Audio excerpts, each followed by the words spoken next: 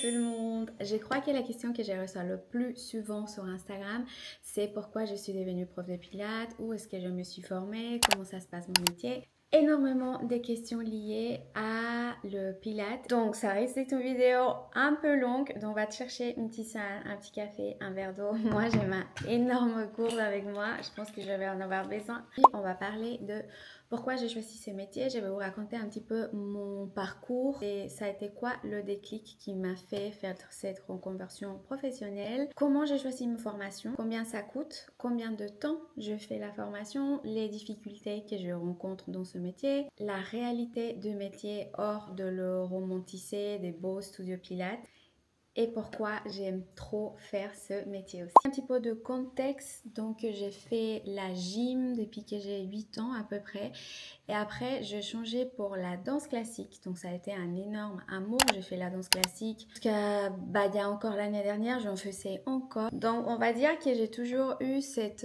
amour, cette passion par le mouvement contrôlé, on va dire un peu réfléchi et un petit peu moins fitness. Je suis psychologue à la base, donc rien à voir avec des métiers du sport. Je déménageais en France il y a 10 ans et malheureusement mon diplôme n'était pas reconnu en France. Il fallait refaire tous mes études. Je savais à ce moment-là que je ne pourrais pas faire mon métier de psy très longtemps.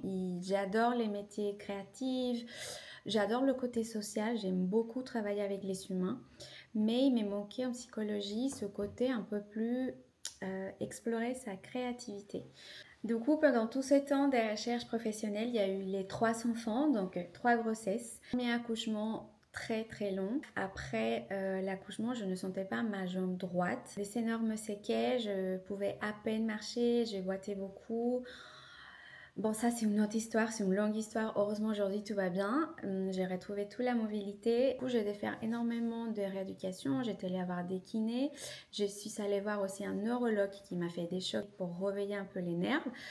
Et mon kiné m'a conseillé de faire du pilates. Du coup, c'est comme ça que je suis tombée amoureuse de cette méthode parce que j'ai vu les résultats.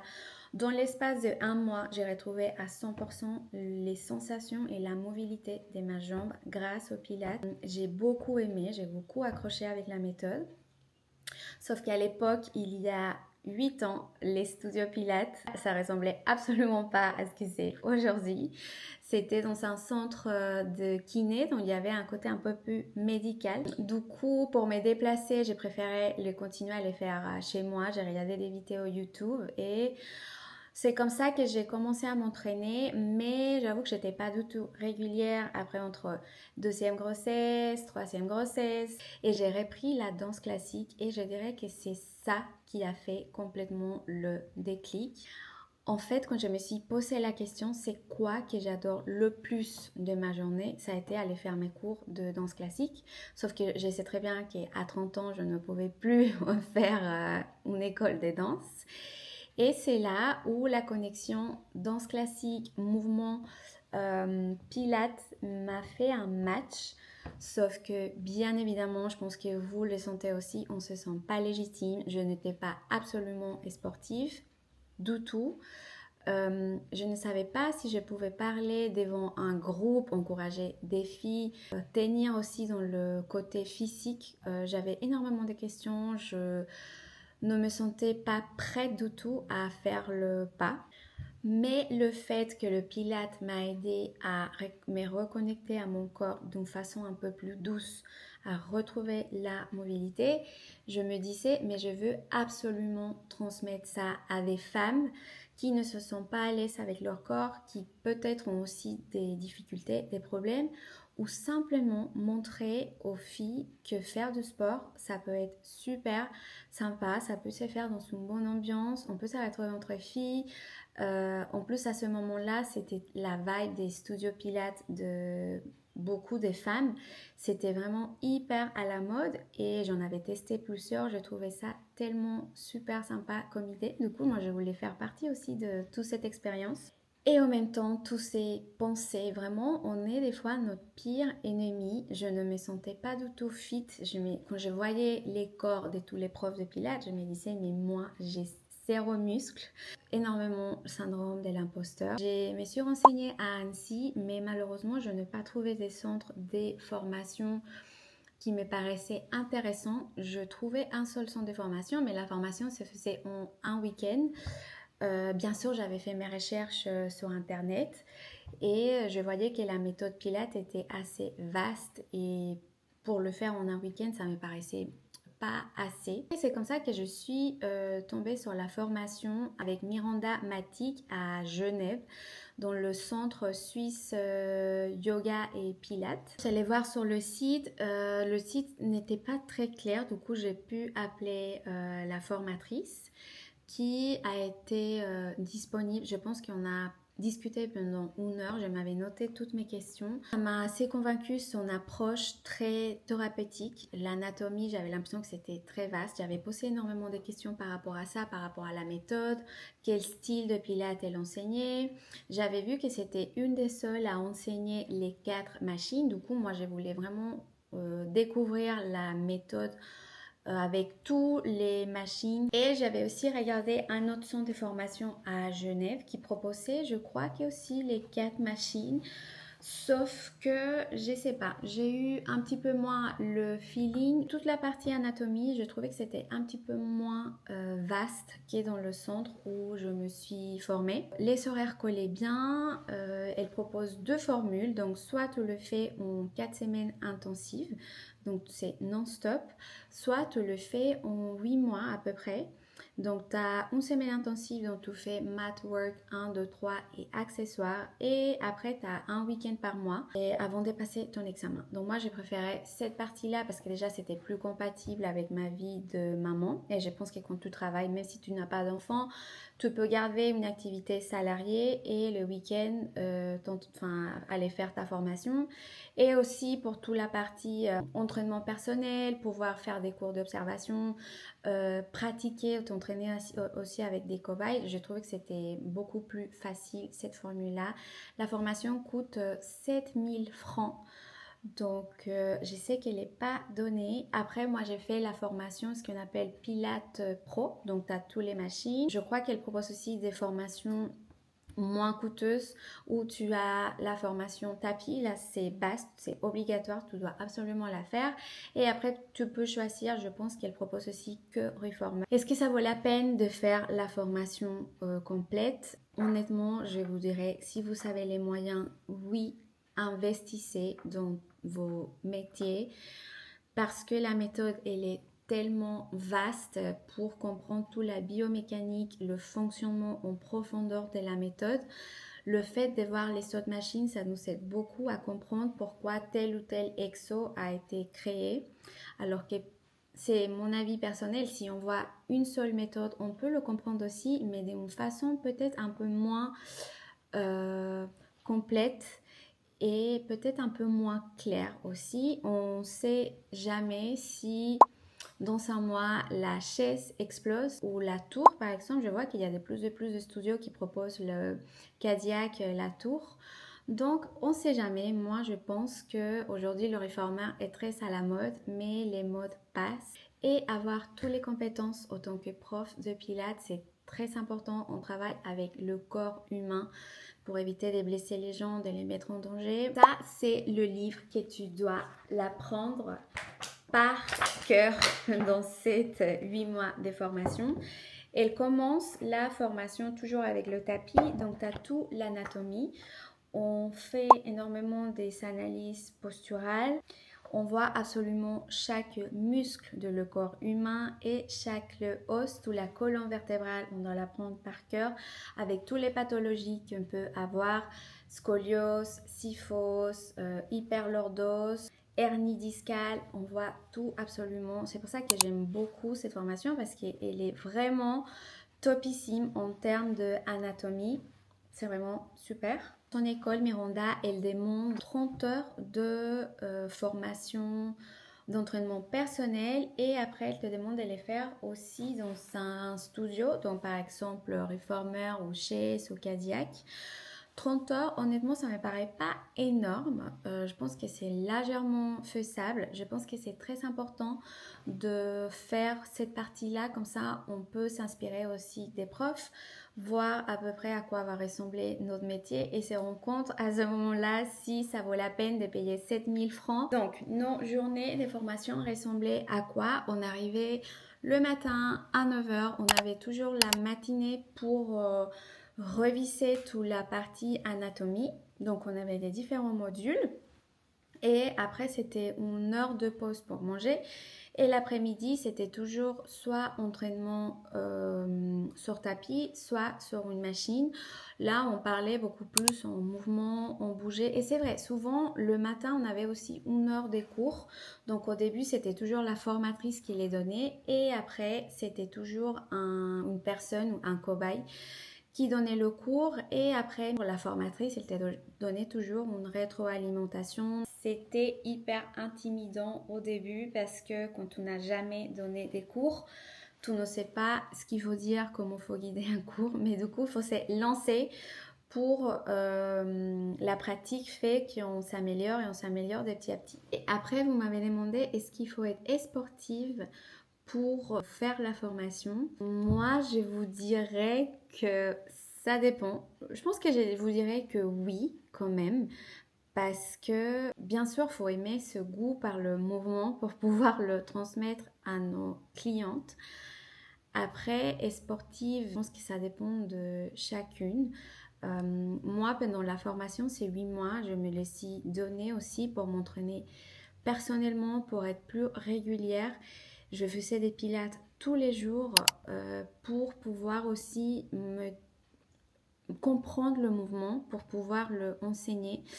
J'ai allé beaucoup dans des différents studios pilates aussi pour différentes façons d'enseignement des profs. Et aussi, c'était plus pour moi pour pouvoir être un peu à l'auteur, de vraiment être imprégnée par la méthode quand j'allais avoir des clientes pour pouvoir bien l'enseigner. Après, est-ce qu'il faut être sportive en mode avoir la tablette de chocolat et avoir des muscles de partout? Ça n'a rien à voir parce que au final, ce qui compte le plus, bien sûr, c'est d'avoir une bonne condition physique, oui, mais c'est de savoir enseigner.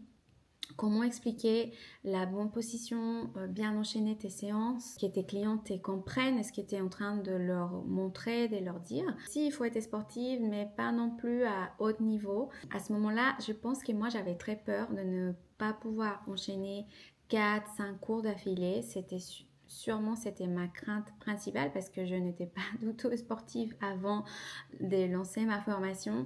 Du coup, je m'avais inscrite à des cours de un peu un circuit training pour pouvoir aussi voir si j'étais capable déjà d'enchaîner ça et commencer à réveiller mes muscles. Beaucoup de vidéos sur YouTube aussi. En plus, c'est ce que je voyais sur la formation. Ça m'aidait beaucoup avec toute la posture. Pour des différents studios pilates, dans le centre de formation où j'allais, elle proposait des cours pilates. Du coup, je m'avais entraînée là.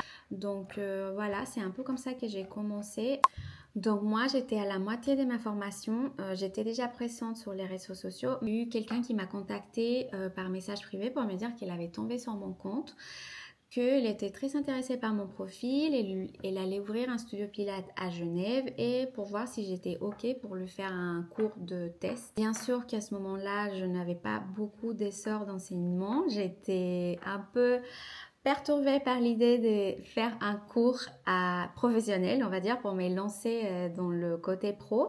Mais moi, je savais que je voulais faire ça. Moi, je voulais faire vraiment cette reconversion professionnelle pour travailler dans des studios pilates.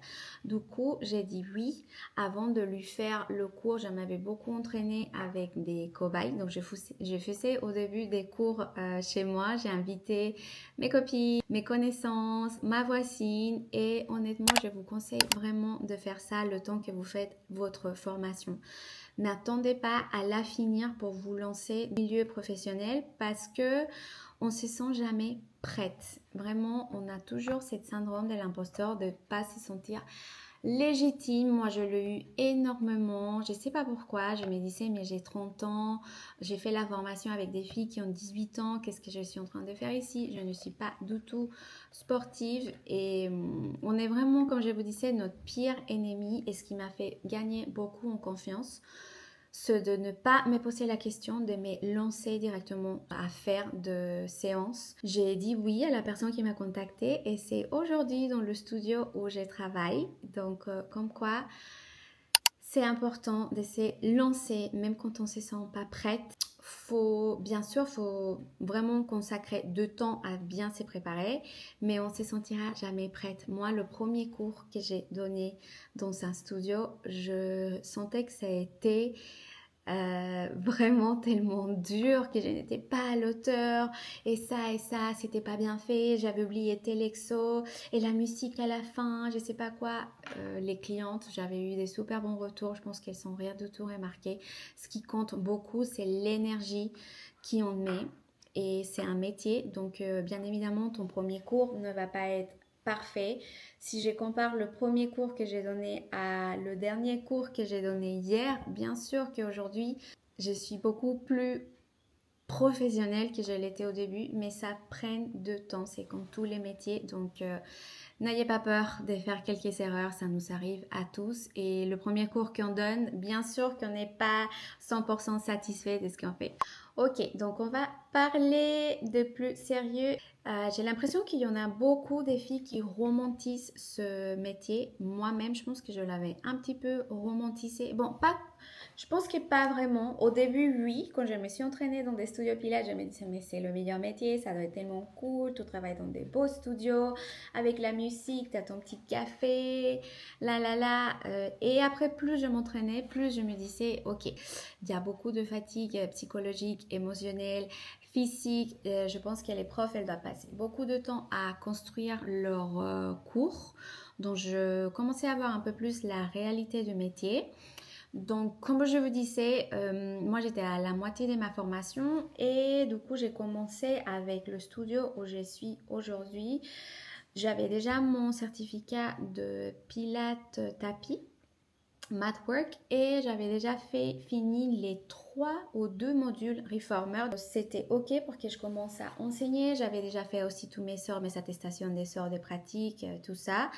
Et le plus important dans les studios, c'est quand on leur donne ce fameux cours de test. Je pense que c'est là où elles voient si tu es prête à commencer à enseigner ou pas. Donc, chaque studio a leurs règles, leurs conditions différentes. Pour moi, la meilleure façon d'aller démarcher les studios, c'est d'aller s'entraîner en tant que cliente. Comme ça, tu vois la vibe de studio parce que des fois, sur les photos Insta ou la déco, ça peut te paraître super sympa, mais des fois, la clientèle ou la façon d'enseigner, chaque studio a leur façon de proposer la méthode différemment, ça ne peut pas te plaire.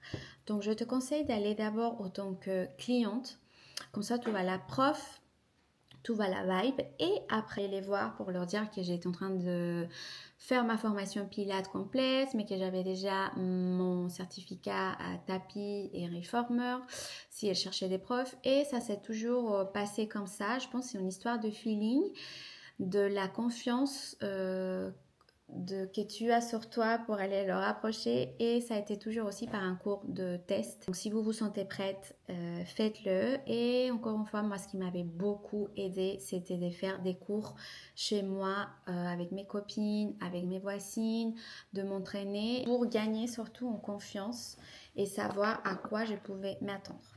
Ok, maintenant on va parler de la réalité des profs de Pilates. Aujourd'hui, j'enseigne 15 heures de cours de pilates par semaine. Pour moi, dans mon rythme de vie avec les 3 enfants, c'est largement suffisant. Parce qu'il faut compter aussi le temps que tu vas passer pour préparer tes cours, pour t'entraîner toi-même. Moi, je pense que quand on est prof, on oublie, on sous-estime complètement ce parti-là et ça reste très important pour pouvoir comprendre des différents mouvements nous-mêmes. Ça nous inspire, ça nous donne des idées et on reste connecté avec cette passion qui nous a fait devenir prof.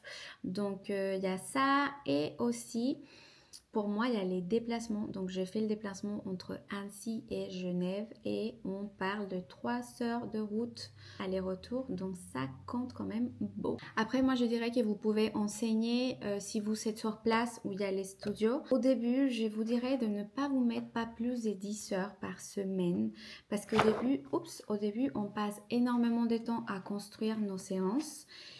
Donc, laissez-vous aussi le temps de pouvoir vous entraîner. Ne pas oublier cette partie-là, vous entraînez vous-même et aussi de bien préparer vos cours pour que vous soyez plus confiant au moment où vous savez le groupe devant vous.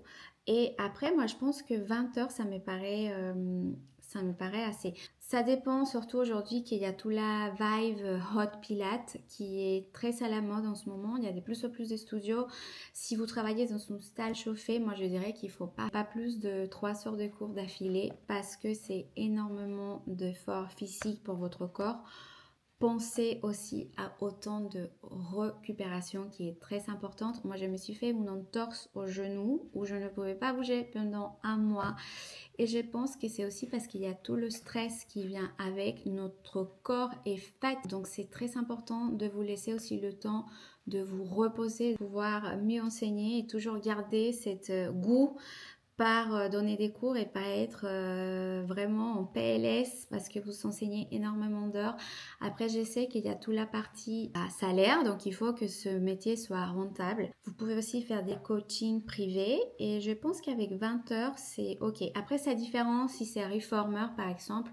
Là, je pense que vous pouvez avoir des plannings un peu plus chargés parce que quand on enseigne le reformer, on fait vraiment presque pas la séance. Honnêtement, émotionnellement, ça peut être très fatigant. Je pense que c'est comme tous les métiers de service, serveuse, médecin. Ce qu'on aime le plus, le côté humain. Moi, j'adore rester parler avec mes clientes après le cours. J'aime beaucoup créer cette connexion, ce lien. Mais c'est vrai que ça demande énormément d'énergie, de donner. Et à la fin, tu es fatigué d'avoir parlé avec 20 personnes différentes, toujours être souriant. Pendant tes cours aussi, tu dois être toujours dans le best mood. Et je trouve que c'est très difficile parce qu'il y a des fois où tu es simplement épuisé, tu as passé une très mauvaise nuit, tu es malade, tu as passé 1 heure et demie sur la route avec les bouchons, tu arrives, tu es épuisé et tu dois toujours montrer ton meilleur visage. Je pense que c'est ce qui est une réalité qu'il ne faut pas sous-estimer. Du coup, soyez gentils avec vos profs de pilates. L'autre réalité, c'est le temps qu'on passe à construire nos séances. Il y a un moment où moi, ça m'arrive où je n'ai plus du tout décidé. Je me dis, mais qu'est-ce que je vais leur faire faire? On a tout fait. Malgré ces 38 cartes où j'essaie des fois de les faire un peu plus à ma sauce, mais à un moment, on n'a plus d'idées. Du coup, c'est pour ça que je vous dis, allez vous s'entraîner avec des différents studios, avec des différents profs, parce que ça nous inspire. Je garde toujours la même structure de mes cours pour que ce soit aussi plus facile pour moi de les construire et ne pas perdre non plus 3 heures à construire une heure de cours parce que c'est hyper chargé. Donc tout mis bout à bout, je pense qu'on arrive à avoir un planning de mi-temps au voire 30-35 heures par semaine. N'oubliez pas ce temps que des fois on voit pas quand on s'entraîne dans des studios qui rajoute énormément d'heures aussi pour notre planning. Une des autres des réalités aussi, c'est que des fois tu arrives dans la meilleure vibe du monde et l'énergie du groupe n'est pas le même que toi. Tu peux avoir des personnes qui sont très fermes, limite un peu malveillants. Tu leur montres l'exercice et elles font ce qu'elles ont envie de faire. Elles t'écoutent absolument pas. Ça peut casser l'ambiance. Je trouve que c'est très difficile de garder une bonne ambiance pendant 50 minutes. Il va falloir que je reste professionnelle avec des personnes qui sont comme ça. On en a tout le temps des clientes comme ça. Donc, c'est puissant. Ça fait partie du métier. Il faut qu'on apprenne à cadrer et à gérer ces personnes. Il y a eu tellement de cas, les filles, des histoires à raconter, mais ça, c'est pour une autre vidéo où des fois, on sort et on a juste envie de pleurer parce qu'on s'est dit, on s'est remis en question, on s'est dit, mais qu'est-ce que je peux faire du mal? Pourquoi elle m'a parlé comme ça? Pourquoi elle était dans cette attitude?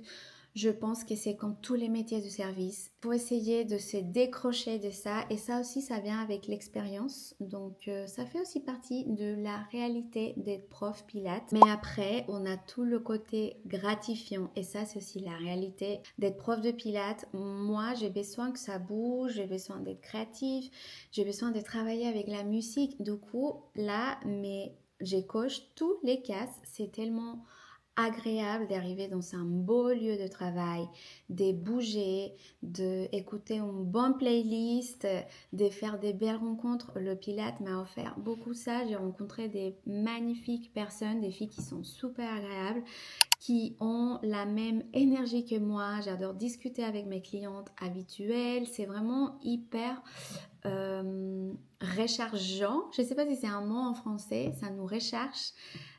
L'énergie, c'est vraiment super sympa de voir progresser ces personnes-là. Quand elles viennent te voir, elles te disent « Je n'aimais vraiment pas avant faire du sport, mais j'adore tes cours et depuis que tu es là, je viens m'entraîner tous les jeudis avec toi. » C'est tellement gratifiant. Moi, j'adore ce métier pour ça parce que c'est ce que je voulais à la base, transmettre ce goût, ce plaisir par le mouvement aux femmes qui n'aimaient pas ou qui n'arrivaient pas à se motiver ou qui ne se sentaient pas du tout en forme. C'est super, super gratifiant. Ok, on va passer maintenant aux questions importantes. Donc, combien gagne un prof de pilates? Donc ça dépend de combien d'heures tu fais. En France, la rémunération, je crois, c'est de 40 € jusqu'à 50, 55 à peu près. En tout cas, dans les studios où je me suis renseignée, c'est à peu près ça. Donc après, ça dépend si tu as un statut indépendant. Faut voir ça aussi, combien tu vas déclarer aux impôts. Une chose qui est très importante en France, pour la formation, il faut avoir un diplôme de CQP ALS ou CQP IF. Donc, il faut être coach sportif. Donc, il faut compter aussi dans vos frais de formation Pilates, les frais de cette formation. Moi, l'année dernière, c'était 3 000 €. Je ne sais pas si cette année, ils sont changés, mais il faut les tenir en compte. En Suisse, on n'est pas obligé d'avoir ce diplôme de coach sportif. Du coup, juste avec ta formation Pilates, c'est suffisant. Et les salaires en Suisse ou les studios, je me suis renseignée, c'est entre 60 et 80 francs de l'heure. Après, vous m'avez demandé, est-ce que c'est un métier stable? Donc, moi, je vous dirais que oui, surtout avec le nombre de studios qui sont en train d'ouvrir en ce moment. Je pense que c'est le bon moment pour être prof parce qu'on a vraiment énormément de choix à faire avec des différents studios. On peut compléter notre planning, mais moi, je pense qu'aujourd'hui, oui, c'est un métier qui va être stable. Moi, je pense de plus en plus les studios ou les profs, surtout qui ne sont pas bien formés, ne tiendront pas dans la durée. C'est pour ça que je vous dis que c'est important de faire une formation longue où vous allez avoir vraiment toutes les compétences. Je pense que les clientes, elles vont de plus en plus pointilleuses là-dessus et qu'elles vont préférer les profs qui sont bien formés, qui ne les mettent pas en danger. Combien de temps avant de pouvoir enseigner le Pilates? Je pense que vous m'avez demandé ça en mode combien d'heures d'entraînement je dois faire ou des heures d'observation. Bon, moi, dans ma formation, c'était 30 heures, mais je pense que ça ne veut rien dire. Je pense que ça dépend de chacune. Si vous savez tout de suite côté je sais gérer des groupes, cette envie, vous sentez que quand vous donnez des cours avec vos cobayes, ça se passe bien, lancez-vous tout de suite et vous allez apprendre énormément sur vos cours que vous allez donner avec des clientes. Si au contraire, malgré avoir fait 60 heures des cours de pratique, avec vos cobayes, vous sentez que la vibe ne passe pas, que vous faites énormément d'erreurs, vous avez eu des rétroalimentations qui n'étaient pas très positives ou simplement vous sentez que c'est une catastrophe le cours que vous donnez. Il faut être honnête aussi avec soi-même, continuer à vous entraîner. On a toutes deux temps différents. Après, vous m'avez demandé aussi maths ou reformer. Je ne sais pas si c'est autant que cliente, autant que prof ou qu'est-ce que c'est le mieux pour vous former. Donc, je vais répondre à les trois questions. Autant que cliente, moi, je préfère le tapis. C'est la base. J'adore. C'est tellement challengeant. Autant que pour enseigner, je crois que je préfère aussi le tapis. Je trouve que construire, désolée, je pense que construire les cours, ça demande un petit peu moins de temps parce que pour construire tes cours reformers, il faut être sur studio, il faut tester tous les résistances. L'ambiance, elle est trop chouette au tapis. Bon, au reformer aussi, c'est sympa, mais j'ai un petit préférence pour le tapis. Et pour vous former, mat ou reformer, faites les deux. Faites les deux. Enfin, déjà, on ne peut pas enseigner reformer pour moi si on n'a pas les bases tapis. Et c'est dommage que avec tous les studios tapis pour que votre métier soit rentable et stable, je pense qu'aujourd'hui, avec tous les studios reformer, il faut absolument avoir ces compétences-là. J'ai une autre cliente qui m'a écrit "And I wanted to say that I fell in love with Pilates grâce à toi. Best Pilates prof ever." Vous voyez, c'est ces messages-là, renaissante et heureuse et contente de vous aider à vous transmettre cette passion, ce goût, de vous inspirer. Les filles, c'est incroyable. Vraiment, si vous aussi, c'est ce qui vous plaît, si c'est ce qui vous motive, si vous sentez que vous allez pouvoir motiver des autres personnes à bouger, à être en meilleure santé, à se sentir mieux dans leur journée, faites-le. Rien que pour ça. Et je trouve qu'il n'y a pas une meilleure récompense. Je pense que c'est vraiment l'essence qui doit vous faire lancer ce pas ou avoir ce déclic. Il faut vraiment que vous soyez contente et passionnée déjà de voir du monde tout le temps parce qu'on est tout le temps entouré des filles qui aiment ça comme nous et aussi d'avoir ce goût par faire ce métier parce que si c'est pas votre essence, si c'est des différents facteurs qui vous motivent à le faire, je pense que vous allez finir épuisé. Écrivez une liste des choses qui vous motivent à vous dire je veux faire ce métier. Si c'est juste la beauté du studio ou parce que vous aimez vous entraîner vous-même, je pense que c'est pas assez suffisant pour vous lancer dans ce métier. Bien évidemment, c'est trop cool et moi aussi j'aimais ça, mais pas que. Je sais que ça peut prendre un peu de temps à réfléchir et à voir vraiment quelles sont nos motivations pour faire cette reconversion professionnelle ou vous lancer dans ce métier, mais vraiment soyez bien clair et honnête avec vous parce que ça reste un métier très exigeant. Ça serait dommage que vous soyez en burn-out total après avoir payé tous ces frais, des formations, des entretiens, etc., etc. Écoutez, je crois qu'on arrive à la fin de questions. J'ai beaucoup parlé. Attendez. On a parlé pendant 1 heure. J'espère que cette vidéo ne va pas être trop longue et trop boring. J'espère vraiment avoir répondu à toutes vos questions. Je me suis bien organisée. C'est pas du tout ma méthode de faire, mais pour cette vidéo, je me suis dit c'est important parce que je reçois énormément de questions concernées au Pilates. Écrivez-moi sur les commentaires de cette vidéo si j'ai oublié des choses. Je serai contente de vous répondre ou sur un format de blog ou sur Instagram. Si vous voulez me suivre sur Instagram, je vais vous le laisser par ici. Et ben, écoutez, on se voit pour le prochain blog. Je vais aussi être un peu plus active ici sur YouTube. J'adore YouTube et je l'ai un peu laissé de côté avec toute ma formation, ma vie professionnelle, etc., etc. Je vous souhaite une très belle journée les filles et on se retrouve pour le prochain blog. Bye!